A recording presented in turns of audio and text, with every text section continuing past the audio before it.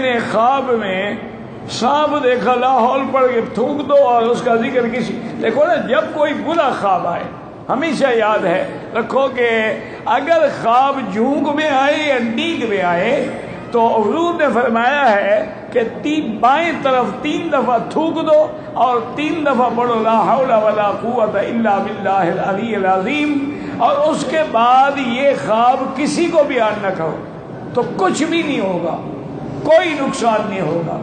اور خواب اگر اچھا ہے یا سمجھ نہیں آ رہا کہ اچھا ہے یا برا ہے تو وہ بھی حضور نے فرمایا کہ کسی عالم سے جا کے تعبیر پوچھا کرو. ہر آدمی کو خواب نہ بتایا کرو، کبھی ایسا ہوتا ہے کہ اس نے تعبیر غلط دی تو اسی طرح ہو جائے گا.